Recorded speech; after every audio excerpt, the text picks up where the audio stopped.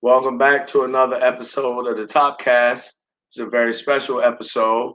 It's the MCU episode, number one, review of Falcon and the Winter Soldier. I am your host, the incredible T.O.P, joined today by my very special guest, Mr. Briyan Wryter, a guy I converse with back and forth on Instagram. And he is also an avid comic and MCU fan. And so I invited him here today so that we can review Falcon and the Winter Soldier and give it our own unique spin and or perspective. How you doing, Brian? Welcome to the show, bro. Peace, man. Peace, peace. Okay, so how did you feel uh when WandaVision and Falcon and the Winter Soldier was announced and subsequently came out, considering that we ain't had no Marvel content since like Endgame, well over a year. Well, I was excited, man. Like I'm a Marvel fan in general. So, I'm a superhero fan in general. DC, Marvel, anything that's like that. But yeah, but the WandaVision and the Falcon and Winter Soldier, I was looking forward to that. I'll be honest, man. Like I wasn't really interested in the WandaVision. I really didn't get interested in WandaVision until maybe like the third or fourth episode when they showed Captain Marvel, the woman from Captain Marvel, the daughter as grown up. That's when I really got in more into the WandaVision. But I definitely look forward to the Falcon and Winter Soldier series. Yeah, I was me myself. I'm more of an MCU movie guy than I am a comic book guy. Although growing up, I did read quite a few of Marvel comic books as well as others. I read shit like GI Joe, Ghostbusters.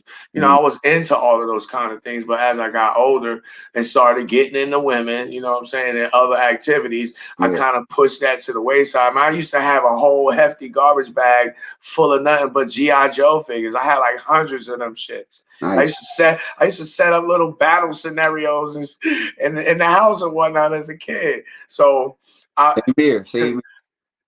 exactly. So to actually see these things come to life, on the movie screen, I don't know if guys are aware of it, but there's a Captain America movie from back in the days. And Like, it's kind of shabby. So to see them do this now, especially with all the CGI and stuff, to me is very exciting. I'll be salivating when I know a Marvel movie coming out. yeah. You know what I'm saying? But in regards to WandaVision, I was excited because it had been a year since Endgame. Then we had Corona and all. The Corona extra, a Yeah. 6 pack incident, you know what I'm saying? And it prevented us from being able to go out and enjoy these things. But as a consequence, it also affected the production of these different Marvel projects, which is why we get them so late because Falcon and the Winter Soldier was supposed to be the first series on Disney Plus. But you see that they did WandaVision first. Yeah. Yeah. I And think. that's a result of the Corona extra incident.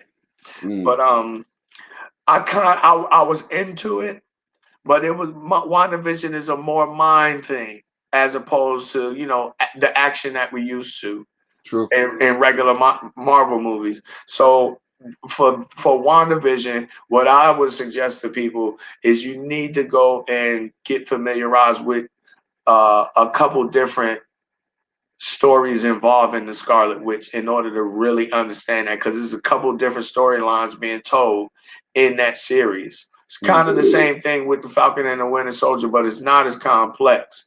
Um,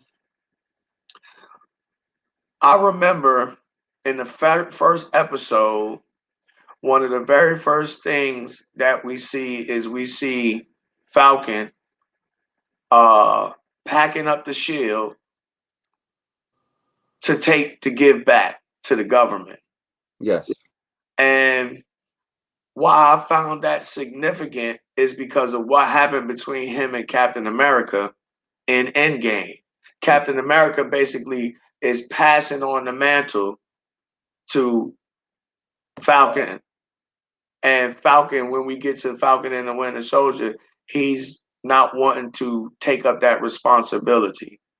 And part of the reason why I mentioned that is because I kind of got this like President Obama vibe from that. Do you understand what I'm saying? Did you get a similar vibe from that? Yeah, kinda. I mean, like I got it more towards the end of the series, but uh, but I don't know, man. Like to me, Falcon seemed like he was kind of conscious of the responsibility and who he was in relation to America as a black man. So yeah, it was interesting. It was interesting, but but yeah, he kind of the Obama vibe is more so like I kind of felt more so it was more so Obama-ish because he was how to say whatever I don't know how to put it without sounding disrespectful. Hey man, this is an About adult show. Hopefully nobody's offended, and if they are, they'll be okay. um as a like if I'll put it like this if my homeboy if my man pass me the man or something, a man like Captain America says, yo, I validate you. Here's the shield. I'll probably think about it, but I'm gonna take it. Um, I don't know. It's kind of hard to. It's hard to describe, man. It's hard to describe. Yeah, But I got the reason why I say I got that kind of Obama vibe initially, in the very beginning of the first episode is because if recalling the conversation or the situation that happened between him and Captain America in Endgame when Captain America did the time travel thing and he decided he was gonna go live out the life that he never got to live, which is why he passed the shield on. He was validating him, and it came off Obama-ish to me, is because you had the all-American boy passing off the power and responsibilities of, the usual suspects, I'll call them that, to a black person. And it kind of reminded me of how, white folks kind of did the same thing with Obama. They was unsatisfied with this guy, and so we're going to give this guy a try. And the reason that's the reason why I got that vibe. But I also got it, kind of all throughout the movie, but mostly in that first episode, and then in the last, I want to say the last episode. I see what you mean. Mhm. I see what you mean. It's like the reverse dynamic when you look at Bucky and his relationship with Wakanda. Mm-hmm. You see what I'm saying? Yeah. That's how I looked at that. Um, it seemed like because, and I've just heard this, but it seems like the Falcon and the Winter Soldier series was gutted from its original storyline and retold as another storyline, and you could kind of see that in the series itself because in the first two episodes, like when they encounter the flag smashers on the truck fight scene, Mm-hmm. you remember Bucky saying that they was stealing vaccinations or vaccines. And Mm-hmm. this is to speak to the original plot line, which was something to do with a pandemic. And if you notice, as the series goes along, it kind of loses its, I want to almost say consistency, because you notice that after that fight scene on that truck, they are no longer talking about vaccines. It's now super soldier serum. Okay. Did you notice that? Were you aware that that the original storyline had been gutted and they have basically did an entire rewrite for it? No, I didn't. I didn't see that. That's not something I noticed at all. My whole take on it was that they were in general like freedom fighters, and that vaccine part was just them trying to get the public on their side. But I didn't think about that at all.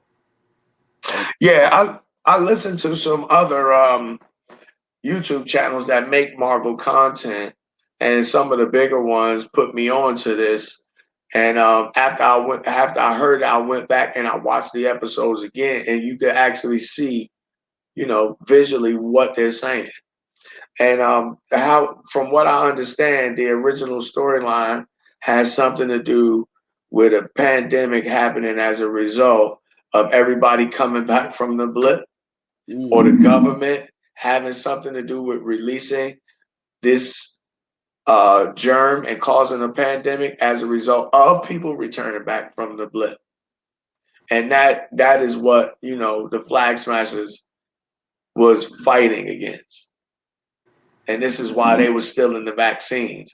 But why it's significant is because these folks also said, they got the movie Shang-Chi coming out and the Legend of the Ten Rings. Yeah. But that's an Asian-based Marvel movie. So you can't tell a story about a pandemic that started in Madripoor, which is said to be in Asia, because you'll insult those people. You understand what I'm saying? That's what I'm getting at when I'm saying that the storyline was gutted. So I say that to say that I think had they kept that original storyline, we would have seen a totally different series. True. And I was just wondering if you had been hip to that, or somebody maybe pulled your coat to it. Not the first time I heard that, man. I mean, it makes sense though. It makes sense. That definitely makes sense. Whatever. Like I have realized that the MCU is very conscious of society and how the public receives its films. They're very strategic on what they place on the storylines and context of their films. Mm-hmm. Indeed, I think that very same thing. And if anybody cares to notice, you'll notice that this takes place all throughout media. I can't remember the name of the author right offhand, but I believe a gentleman by the name of Dr. either Martin or Robert Kevorkian suggested a book called Color Monitors. Mm. And that book basically points out how we as Black folks are used in the media. So I'll give you an example. A lot of folks don't understand that when they watch the show The Walking Dead. You ever heard of that show? Oh yeah. A lot of folks don't understand that racism as a concept is being expressed in that show. Mm. And how it's being expressed is, what you'll notice is you'll notice a whole bunch of zombies, right? You'll notice a small group of white people with an even smaller group of Black people helping them. Mm. It's a reflection of what happens in this society. So the same thing happens in Marvel movies, but it happens in other movies too. We just don't notice it. It's not called programming for, instant by mistake. TV programming. It's not called that by mistake. Yeah. What did you think about uh, uh, Colonel Rhodes? I wanted to call him Rhodey. Oh yeah. Those two interacting in the beginning when Falcon first gave up the shield. To a War Machine. Yeah. Yeah. Um. Uh. I kept trying to remember the whole conversation. I remember he was trying to convince, or having a discussion with Sam Wilson about taking up the shield.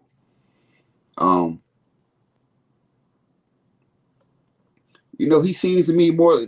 You know what? It's I think about it till now, but but, but Rhodes and Wilson are kind of like similar as far as their roles towards their white counterparts.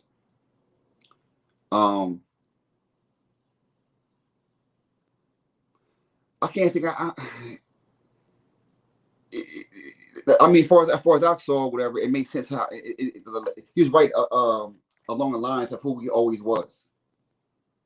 He's for the government, by the government. I don't remember him even saying anything that was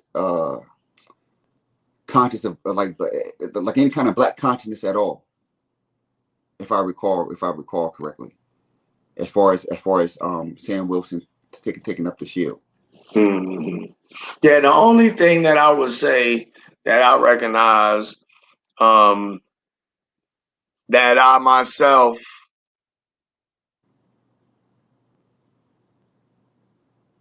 that I myself notice in regards to any consciousness is just simply the fact that Sam had presence of mind to understand that he was being a huge responsibility was being passed on to him, and he was very conscious of the fact, or seemingly conscious of the fact, that a lot of folks are going to celebrate and hate on him as a black man taking up, the role that is commonly reserved for white men. The Captain America role, which is going to lead us into Isaiah Bradley, but not until we get into that to covering that episode. But that's really the only time that I could say that I really noticed any like what we would call quote unquote black consciousness out of Sam Wilson in that movie, and it's interesting that you point out the fact that, and me just mentioning that book, The Color Monitors, that Rhodey or War Machine and Sam Wilson or Falcon are both always sidekicks. They never in charge. That's very interesting. Yeah. That's very interesting. As soon as you said it, as soon as you put those two, juxtapose those two together, I'm like, you know what? That's when it first hit me. And like you said, that book, that programming thing, and we don't even recognize a lot of the things that they put in front of us, until we sit down and really think about it, In this first episode, also, we were reintroduced to Captain James Barnes, also known as the Winter Soldier, aka the White Wolf, aka White Panther. What did you think about his appearance in the show, and what dynamic did he bring, in your opinion? Well, I'll say, for the comic book, Falcon and Winter Soldier. Falcon and Winter Soldier never collaborated. Number one. I could be wrong, but as far as I know, they never collaborated. So I know for me, it was new. I thought it was kind of refreshing to have a whole new team up of, I'll say, equals, because the Winter Soldier, was almost a standalone. He's kind of like Captain America's OG before Captain America became Captain America.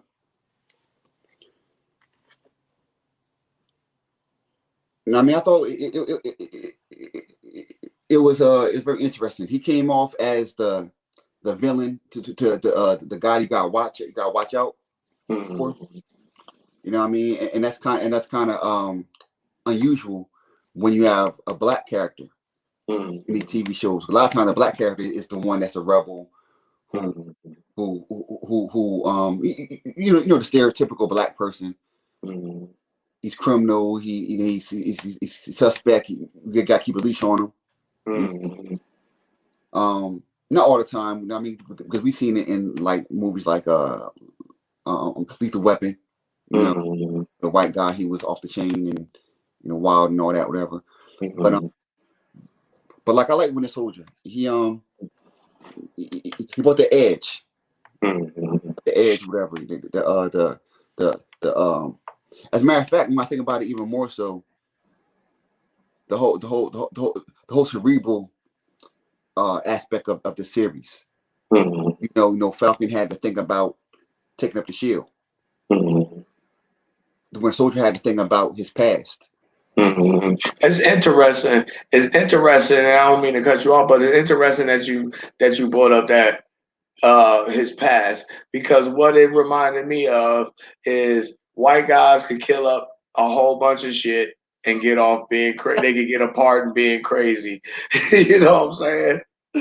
But and they get a psychiatrist and a psychologist True. to help them out. You know what I'm saying? But if Falcon he went to jail just for helping a white man.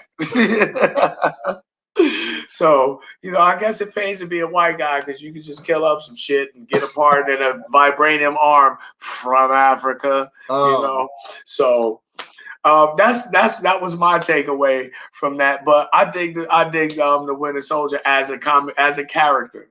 You know, the idea of him as a character, barring the racial thing.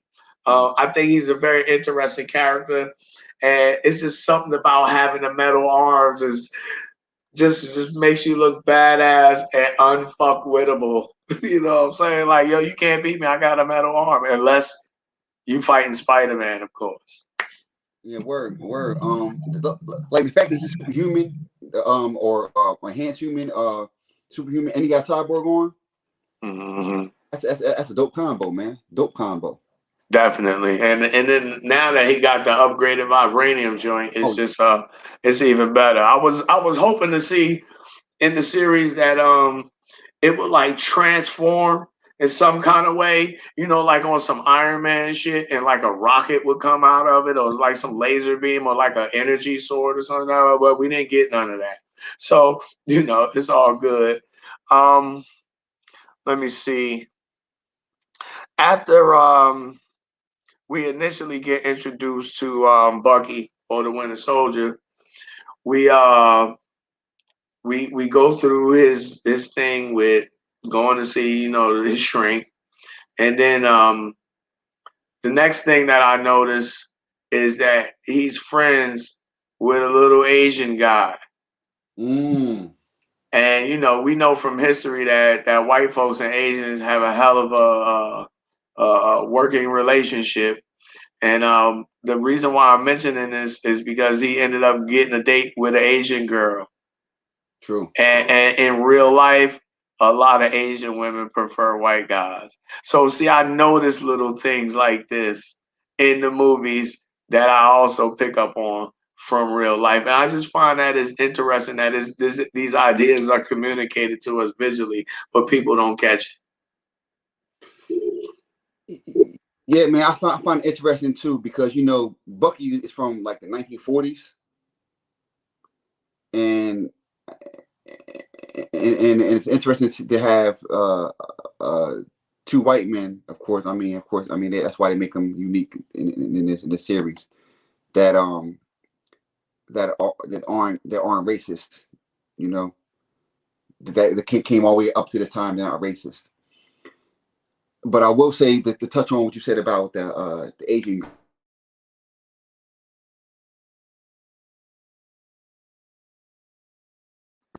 You hit the mute button, bro. You hit the mute button. There you go. My apologies. Somebody called me. I thought I had everything blocked. The thing about the Asian girlfriend. What's going on now with the birth rate of white Americans?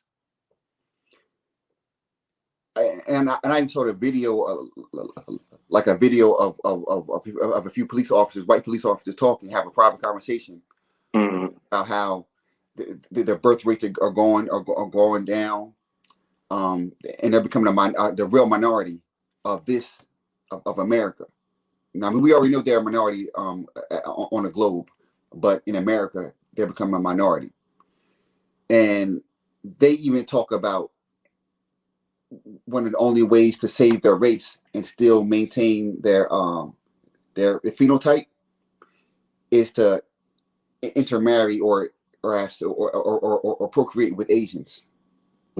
Here goes a bombshell, and I dropped this on my Instagram before, and that is a lot of us think that Europe is a real place, but it isn't, except that they say so. If you look at a map, the majority of Europe is on the far eastern, western side of the continent of Asia. So technically, they all brothers and cousins. Um, I missed this part, but right before the we see Bucky with his Asian gentleman friend and the the um the Asian young lady who he had the first date with. I forgot about the fact that Sam, we get introduced to his sister before then. And what's significant about this group of, this part of the episode is that even though Sam is an Avenger, he's popular because people obviously know him. He even helped save the world. He's still going through the same problems that Black people go through on a regular basis. You can't go to the bank and get a loan. You owe money. Your machinery don't work. This is things that happen to Black people in real life. Yeah. And to see this expressed in a movie, and and knowing that, hey, this guy is supposed to be this person. What did you think about that, or was that even your takeaway? Oh yeah, yeah. I tip my hat to Marvel for being honest in the depiction of a Black American struggle in reality in that sense. I thought that the depiction of that was very, like I said, very real, authentic. Like I don't think it was nothing to be kind of like like I don't think it was a slight or anything like that. I think it was the honest depiction. Art is supposed to imitate life. So I thought that was an honest depiction. And hopefully that would trigger and inspire some change in reality. To like, yo, look, a Black man has done all this for the world, and we have done a lot for this planet. And come on, like you can't get this man alone after, after everything he's done. Yeah, he can't. I help say the word, but I don't qualify for a loan. Just call me a Negro, so I know where you at. Let me add some to that whole scene too. The fact they didn't want to take what we call the banker, the loan officer, want to take pictures with him and selfies with him. He can do all that, but he can't. And I know it's separate.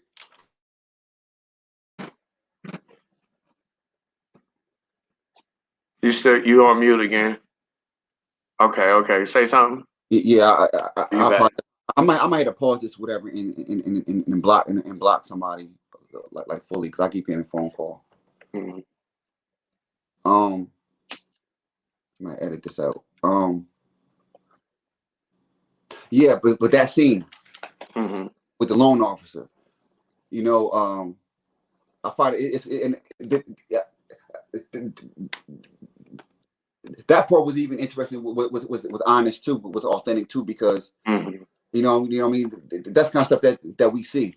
If you're white people want to take pictures with you and all that kind of stuff, whatever. But when it comes down to business, they strict.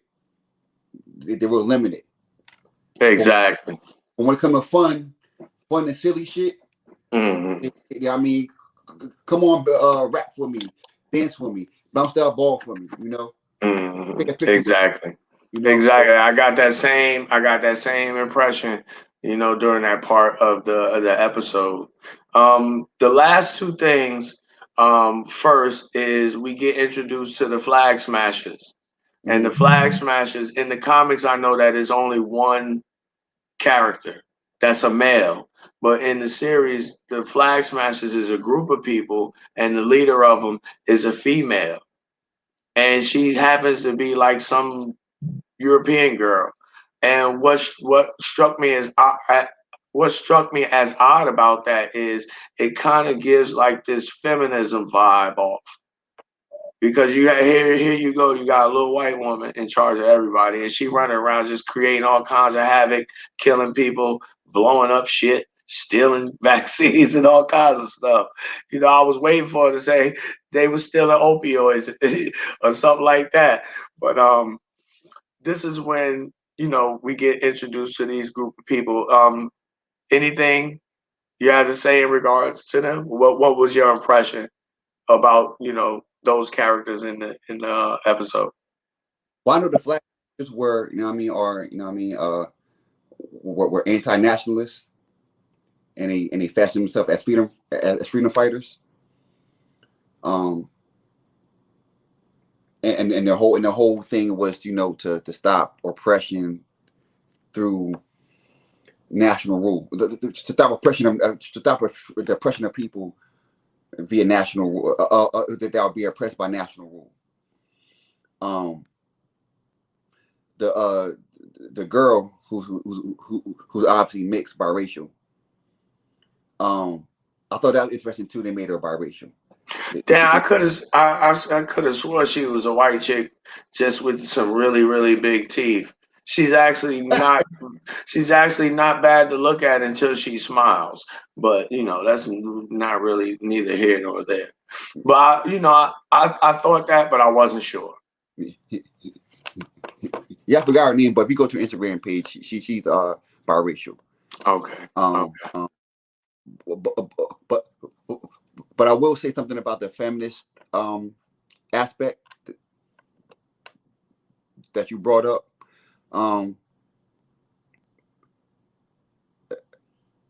I do believe they. No, okay. Let me say at least about the Flash Masters in general. That like Flash Masters in the comic book were two people with two men. Let's see my notes. They were named Carl Morgenthau and another one named Guy Therault. And that's why and the name Carl Morgenthau is where you get the name Carly Morgenthau. So they made her. So they made Flag Smasher or Flag Smashers or the main or the leader of Flag Smashers her Carly. They made her a woman, and I think that is once again is to help. It's the play on society right now and the fans. And if you think about what's going on now, uh, just in general, feminism has affected American society heavily. Everybody, a lot of women are about girl power, women power, and all that, and it's fine for women to be treated fairly and all that, you know. But I'm pretty sure that the feminists who and females who have a feminist energy about them somewhat really got a kick out of seeing Carly cause chaos. Yeah, And I got that same impression in Endgame too. When they had the girl power scene where all the girl superheroes showed up, and I'm yeah, like, man, can't none of y'all beat Thanos except for Captain Marvel? Where's she at? um, the last thing before we get out of here, the last thing about episode one that was very, very, very telling in regards to things that we see and experience in the society is that after Sam gave up that shield, he was betrayed by the government because they turned around and picked another Captain America that was blonde hair and blue eye. And that struck me as odd because we find out, and we'll get to this later on, but we find out in later episodes from Isaiah Bradley that image matters to these folks. yes, indeed. And just like you had a lot of pushback, about Obama becoming president, and hence this is why I got the Obama vibe. Even even though people were very, very hesitant to deal with the visual of somebody black being in charge of them. And I think that's the conflict, or at least in part the conflict that Sam Wilson was dealing with when he was deciding, should I accept this or not? What do you think about that? Or did you notice the same thing or anything similar? What did you notice about, I'm talking about the it's mid or post credit scene when we first find out that John Walker gets the shield. I do remember the scene where like the Sarah, his sister, walked in and said, "Sam, look at this," and it's almost like they like it took them by surprise. And yeah, I didn't notice that until you said it right now. Um, they were shocked, and we're looking back at it now. Yeah, I did see it did seem to be feel betrayed and like taken aback. Like, yo, what happened? Like I gave up the shield, and all of a sudden y'all find somebody that looks like this to take it up. You know, like I said, back to MCU, man, they do a good job at depicting on how stuff really is, especially with this. Um, you know what I mean? Like I don't know. I would say Black Panther, but I'm not gonna say Black Panther. But I definitely say in this series, you could definitely tell there were black people behind the scenes that were making sure this series stayed honest in its depiction of how black people in the relationship to America and how America treats black people. And it always seems to be coincidentally this happens to black people, or they always so everything is by coincidence. Like I said, James, John Walker, the phenotype, the blonde hair, blue eye, all American, guy, and there was no push. It seemed like it was no push or no ceremony or anything like that of the government to try to convince Sam Wilson to take up the shield. Exactly, You know, exactly. That speaks to the point that I was trying to make, and I got the impression not so much that they were surprised. Um, it just I would say if they were indeed surprised, I would say that they were surprised because of the image that was presented mm-hmm. because of who they picked. So it was almost like the U.S. government was saying, we're glad you gave us our property back because we picked somebody for it already, and it's not you. Yeah, You know what I'm saying? Even though a white guy in Captain America picked him. You see what I'm saying? So you caught between a rock and a hard place, or between two groups of white folks. So what do? You know, and that really spoke to me personally because I think at some point in time, all of us black folks go through a similar type of situation. Maybe not to that grand of a scale, but some iteration of that situation. And I agree with you. I think that Marvel does do a pretty good job in communicating what is actually happening in real time socially on the ground in this country. And yeah, I see that. Do you have any last thoughts, or anything I might have missed? Anything extra you wanted to add before we get out of here, Brian? no, man, I don't think I have anything else, man. I mean, like it's a real good show, and I'm really, and I'll be honest, I'm very impressed of what I've seen so far. Okay, then. I appreciate you for coming through, bro. This is episode 1 of the review of Falcon and the Winter Soldier. We're reviewing episode 1, and there's 6 episodes, so there's 5 more episodes to come. Now, I don't want to give you guys a time frame. They'll get here when I give them to you. Again, I appreciate it, Brian. You want to plug your social media or anything before we get out of here? Yeah, you can find me at Briyan Wryter. Brian spelled BriyanWryter. Instagram. Okay, for sure. And if you guys haven't already, follow me on Instagram. I got 2 pages. The Incredible T.O.P, spelled just like you see on the screen, but with an underscore between the and incredible, and an underscore between the, incredible and T.O.P. You can also follow me on the Top Cast Instagram page. Come check me out, the Top Cast on Anchor or your favorite podcast outlet. If you haven't already, subscribe to the YouTube page. We'll have more Marvel content coming soon, featuring Mr. Wryter. Thanks again for all you guys listening on the playback. Thanks to you, Brian. We'll be back for episode number 2. Peace.